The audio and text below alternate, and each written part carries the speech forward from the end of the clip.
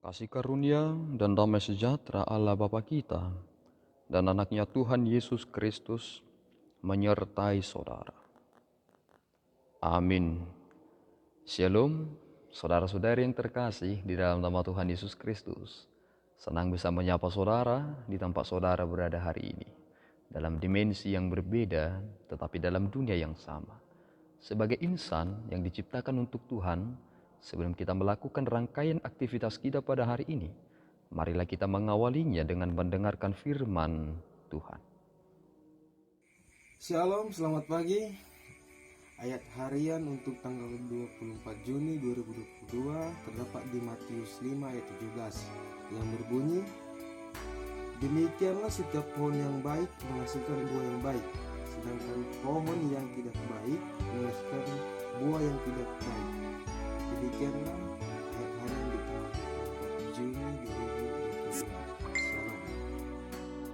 Saudara-saudari yang terkasih di dalam nama Tuhan Yesus Kristus, sering sekali orang salah menduga terkait tentang apa yang dilakukan oleh Yesus Kristus ketika ia di dunia. Seolah-olah ketika Yesus Kristus menyembuhkan pada hari Sabat, Yesus sedang melanggar hukum Taurat Allah yang menyatakan bahwa tidak boleh bekerja pada peristiwa Sabat tersebut. Tetapi setelah kita mengerti satu hal, ternyata ketika kita melihat dari apa yang dilakukan Yesus Kristus dalam pelayanannya, ternyata ia sedang menggenapi apa yang telah dinyatakan yang tidak pernah dapat dimengerti oleh orang-orang terkait tentang substansi dari hukum Taurat itu sendiri. Yesus sebenarnya mengangkat posisi hukum Taurat itu semakin lebih tinggi, sehingga hukum moral tersebut menjadi hal yang berada pada posisi yang tertinggi. Coba perhatikan satu hal, ketika kita memahami terkait tentang hukum yang ketujuh, jangan engkau berzina. Ternyata Yesus Kristus sendiri mengangkat itu kepada aspek moral tertinggi. Ketika Yesus berkata, barang siapa yang memikirkan meskipun ia tidak melakukan, ia telah berzina. Orang ketika melihat Adam dan Hawa memakan buah larangan, mereka mengira bahwa ketika mereka telah memakan itu, baru disitulah Adam dan Hawa telah berdosa. Padahal sebenarnya ketika ada niat pun, itu sudah bagian dari dosa. Dan kita memahami satu hal, bahwa banyak sekali kejahatan juga adalah kejahatan yang tersembunyi dalam pikiran manusia. Dan ketika dia melakukan itu, maka itu adalah sesuatu legalisasi bahwa ia telah melakukan pelanggaran tersebut. Adam dan Hawa memakan buah larangan itu. Ketika mereka memakan, itu adalah legalisasi yang berkata sebagai bukti mereka telah melakukan dosa. Padahal sebenarnya ketika Hawa berinisiatif dan sesuatu hal menarik dalam hatinya, dia sudah berada dalam kuasa terselubung akan dosa tersebut. Dan Yesus Kristus telah melakukan dan menggenapi hukum Taurat. Dan segala sesuatu itu telah kita terima.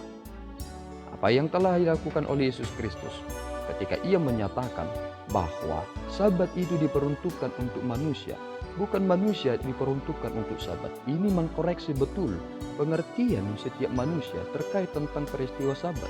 Seolah-olah ketika seseorang ingin memelihara hukum hari Sabat, maka tidak boleh melakukan apapun.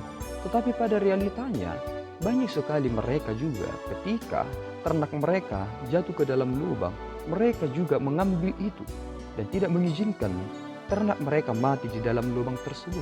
Nah, sekarang Yesus Kristus menyatakan anugerah itu dan dalam peristiwa itu.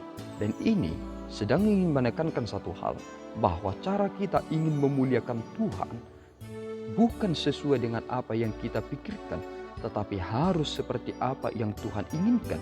Itulah kehendak yang semestinya. Dan cara kita memandang hukum Taurat bukan cara kita untuk membenarkan diri, tetapi cara kita untuk benar-benar menghormati Tuhan dan menghormati sesama. Jika kita tahu menghormati sesama kita, maka kita akan menjaga harta benda mereka. Tetapi jika kita tidak menghormati mereka, bagaimana kita akan bisa menghargai, menjaga, memelihara, bahkan merawat apa yang mereka miliki? Inilah saudaraku yang kita harus pahami ketika kita beriman kepada Yesus Kristus. Memang kita bukan lagi dalam tuntutan hukum Taurat, tetapi kita sekarang berada dalam tuntunan anugerah Allah. Sehingga ketika kita melakukan hukum Taurat Tuhan itu benar-benar respon yang luar biasa yang harus kita lakukan sebagai syukur kita bahwa kita adalah orang-orang yang telah diselamatkan. Hukum Taurat tidak akan pernah bisa membenarkan seseorang, dan itu tidak akan bisa kita pergunakan sebagai rujukan kita akan menerima keselamatan atau dapat memasuki kerajaan surga. Tetapi ini kita yang tidak mampu melakukan itu 100% telah menerima anugerah dalam pribadi Yesus Kristus, dan Roh Kudus-Nya telah mengarahkan kita supaya memiliki hukum yang hidup yang berada di dalam hati kita, bukan hukum yang hanya tertulis dalam loh batu. Tuhan memberkati saudara. Kita berdoa. Ya Allah Tuhan kami bersyukur atas anugerah-Mu. Terima kasih Bapa atas penyataan yang Tuhan berikan kepada kami dalam pribadi Yesus Kristus yang telah menggenapi hukum Taurat tersebut, yang tidak mampu dapat kami lakukan satu persatu. Tempah kami ya Tuhan, supaya kami memiliki roh di dalam Kristus, sehingga kami sebagai anak-anak yang Tuhan kasihi juga dapat melakukan apa yang dilakukan oleh pendahulu kami, yakni pribadi Yesus Kristus. Ampunkan dosa kami Bapa dalam Yesus, kami telah berdoa dan mengucap syukur. Anugerah Tuhan kita Yesus Kristus, kasih setia Allah Bapa, dan persekutuan Roh Kudus menyertai saudara. Amin. Tuhan Yesus memberkati.